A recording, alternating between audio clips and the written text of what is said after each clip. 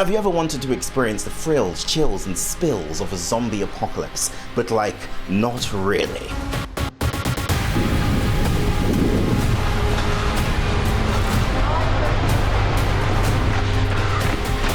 Gonna head back, pick up those, and I'll go over there, and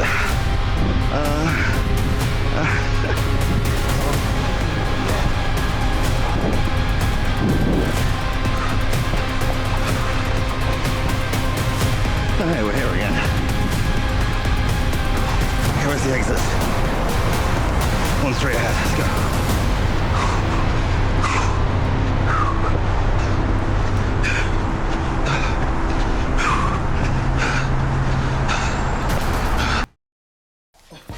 So, what are we doing?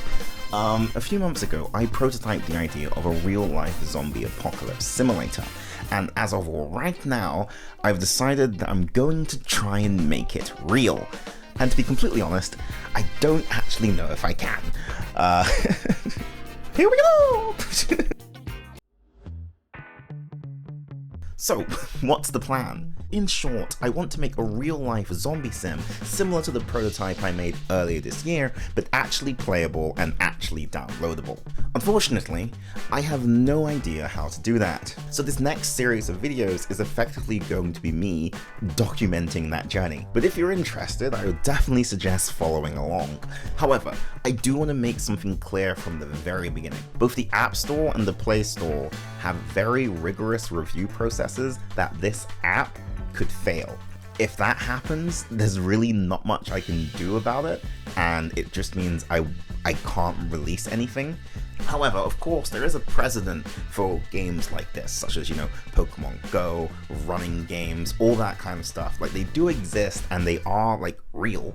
So I don't see why this one would be any different, but at the same time, you never know. But pause, because before we even get to that problem, there's a whole host of other problems that we are also going to have to deal with. Ugh, stressful. So here's a list of the problems. So number one is performance. With every single prototype we've made, performance has been a really big issue that up to this point we have been unable to solve. Oh, it's lagging out a bit. Not great. So the dream of being chased by thousands of zombies might not be possible, but I think we could at least simulate the intensity of the chase. The second issue is cost. I basically need to try and figure out how to not bankrupt myself by releasing the game, which is fun. When it was just me, all of these costs were basically negligible. But as soon as you start adding one, two, a few more people, you suddenly have to start thinking about it, and it suddenly becomes a problem. The third problem is complexity. I'm gonna be honest, the game itself is quite simple. However, the server infrastructure required to make this an actual real thing is driving me mad. Like, I don't know what I'm doing, and I don't know how to make it work on a worldwide scale. Even if, say, only 50 or 100 people, started playing the game, that would be a big problem for me. And that's why multiplayer is a bit of a stretch goal, but I do really want to make it happen, just because it just, I don't know, the fantasy of it just seems really fun. The real-life multiplayer Battle Royale prototype was a good step in that direction, but there's still loads left to learn. And finally, another big problem is just safety and user experience. When it was just me playing the game, I didn't have to think about safety or accessibility features or just how the app felt to use. However, if I am attempting to make it real, trying to put it out there in the world, these are things I'm gonna have to think about. Good apps feel natural to use because they were designed to be that way, but how do you do that? I don't know. I'll have to read some books, I guess, on user experience. Oh! Cool, that's right. So before we get to the end of the video, I did want to show off a few extra bits of testing I did with the redesign of the zombie sim application. Pick up those, and I'll go over there, and such as, you know, the redesign I've been working on. I've added a little nav bar at the bottom so you can like tab target, all that kind of stuff. And it no longer shows like the title or anything, you just kind of drop immediately into the game. Plus, you can start from anywhere now, which is, you know, as opposed to having to start in specific areas that I was doing in the original version of the test.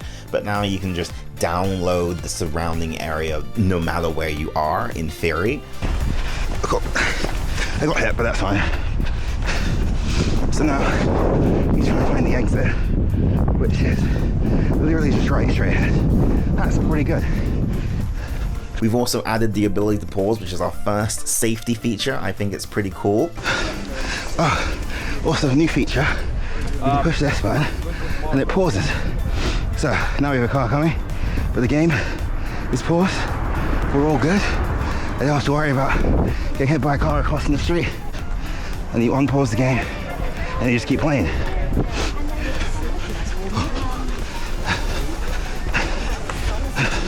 And just like that, we've escaped. I think it's shameful I'm out of breath. And also, what do you think about using these armbands to play the game? Like, phones are so large nowadays, it felt a bit bulky on my arm, but I think I preferred it to carrying the phone in my hand. Again, pause.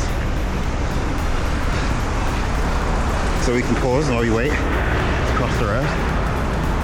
But also, like, are there any other features you think would be really good to add? I'm open to suggestions, open to feedback. As long as it's easy, I can probably put it in. If it gets a bit complicated, we might have to leave it for another update, but do let me know. Oh snap!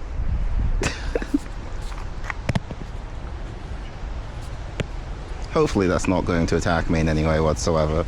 But yeah, effectively, that's everything, and this is now the plan. We are making a real-life zombie sim. For real.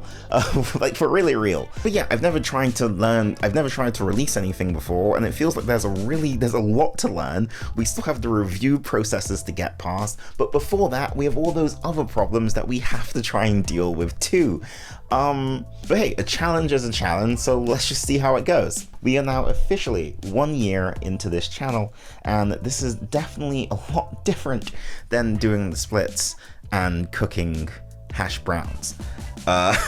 We've really jumped a lot of sharks. I don't need, like, whoever subscribed to me like a year ago, if they're still here, I don't think they signed up for this. But anyway, as usual, thank you so much for watching, and I will see you in the next one. So subscribe if you'd like to see more, and have a beautiful day. And yeah, I've been me, you've been you. We're just going through all the phrases all at once, and then I will see you later. Farewell. Just taking a random note, but I was thinking about, like, because there's no sound or anything like that, which is a bit of a problem. It's difficult to tell whether or not anyone is close enough to you, whether they're taking damage. But also, I don't know if them touching you is a valid you take damage thing, because I think what might be better is if, similar to, I guess, if they're around you for a period of time, then that's when you take damage. Otherwise, you get to basically just run away. So, where the hell am I? I swear, they're just building new stuff all the time. Oh, what? Dude, hey. How's it going? I guess you thought I was a creepy guy just waving for no reason, huh? I thought you were waving at Hey, I should turn off my...